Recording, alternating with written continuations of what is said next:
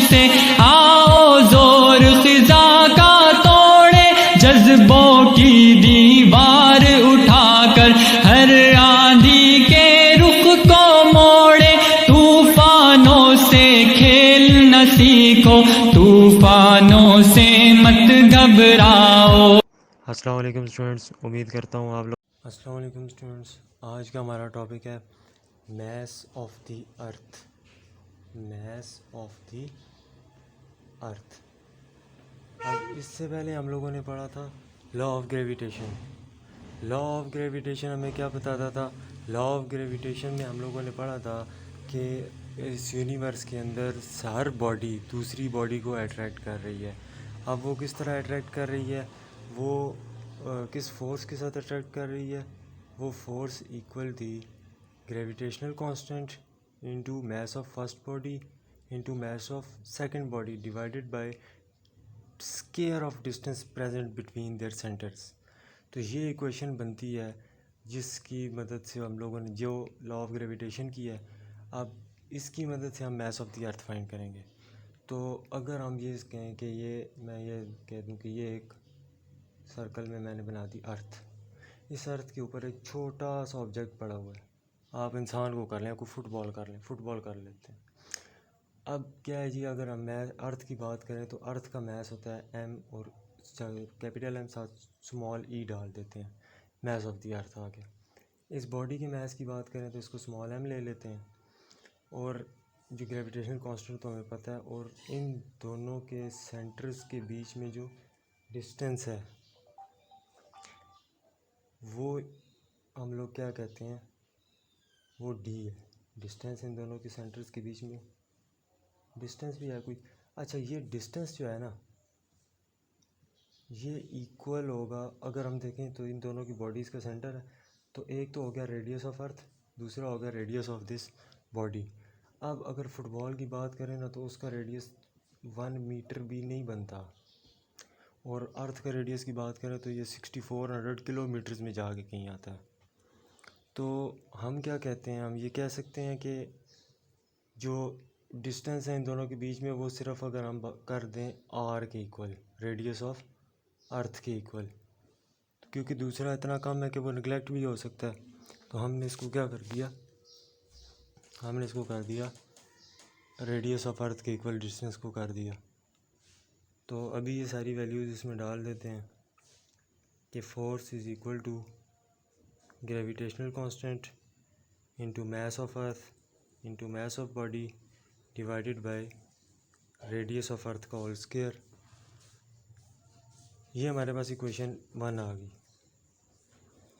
इसी तरह की हमने एक इक्वेशन इसी फोर्स से रिलेटेड, ये कौन अर्थ जिस फोर्स से डिफरेंट बॉडीज़ को अपनी तरफ अट्रैक्ट कर रही है, उस फोर्स के मुताबिक हमने एक इक्वेशन पढ़ी है कि force is equal to mass of the body into gravitational acceleration.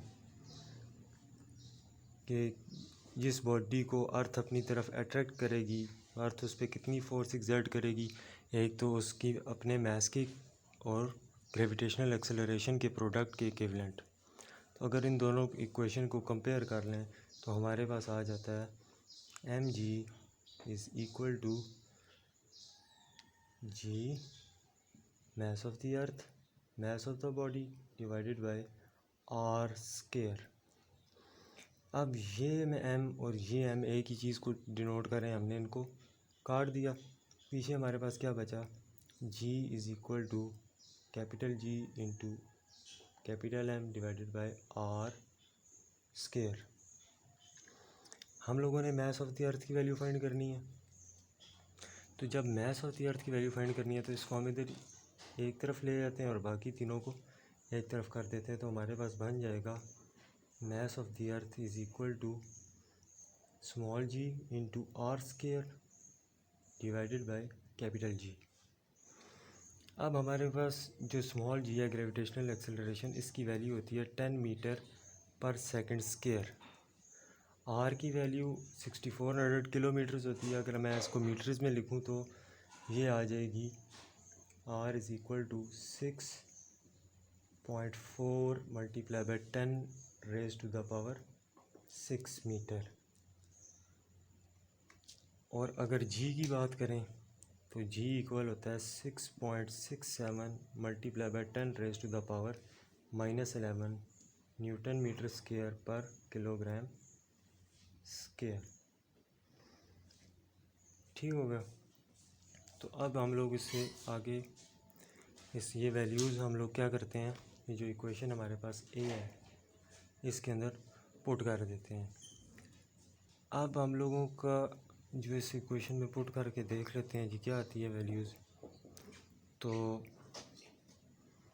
हमारे पास मास ऑफ द अर्थ है वो equal to 10 multiply by 6.4 into 10⁻⁶ divided by 6.67 into 10⁻⁻11। जी ये अब हमारे पास ये और ये आपस में इसका स्क्वायर आ जाएगा पहले, सॉरी। तो इसका स्क्वायर जो है 6.4 इंटू 10⁻⁻6 का अगर हम स्क्वायर करें तो ये हमारे पास आ जाएगा 10 multiply bye 40.96 multiply by 10⁻12 divided by 6.67 into 10⁻⁻11। अब ये 10 और ये 10⁻12 इन दोनों को अगर हम मिला दें यानी कि मल्टीप्लाई कर दें तो क्या हो जाएगा, ये 10⁻13 हो जाएगा। Mass of the earth is equal to, और ये एक तो इन दोनों को मल्टीप्लाई कर दिया, दूसरा इस पॉइंट को इधर ले गए तो ये हमारे पास आ जाएगा 4.096 मल्टीप्लाई बाय 10⁻14, एक यहाँ से और एक यहाँ से, डिवाइडेड बाय 6.67 मल्टीप्लाई बाय 10⁻⁻11। अब इस 10⁻⁻11 को ये इसको अगर हम ऊपर ले जाएं तो यहाँ पे -11 है, ऊपर जाके +11 हो जाएगा। 4.096 मल्टीप्लाई बाय 10⁻14 +11 डिवाइडेड बाय 6.67। अब ये आ गया हमारे पास, तकरीबन हम लोगों ने कैलकुलेट कर लिया। अब अगर हम क्या इसको इन दोनों को आपस में डिवाइड कर देते हैं, ये 10 की पावर तो उसी तरह रहेगी, खैर डिवाइड करें तो हमारे पास ये आ जाता है ME is equal to 0.614 multiply by 10⁻25। तो इसका अगर हम पॉइंट को एक डिजिट इस तरफ लेके आते हैं तो हमारे पास बन जाएगा mass of the earth is equal to 6.14 multiply by 10⁻24 kilograms. तो ये आ गया हमारे पास मास ऑफ द अर्थ। हम लोगों ने किस तरह से ग्रेविटेशनल जो हमारे पास लॉ ऑफ ग्रेविटेशन था और जो दूसरा लॉ ग्रेविटेशनल फोर्स की जो फार्मूला है, इन दोनों से मिला के हम लोगों ने एक जो मास ऑफ द अर्थ है वो फाइंड कर लिया। तो होप आज का लेक्चर आपको समझ आया होगा। तो अल्लाह हाफिज़।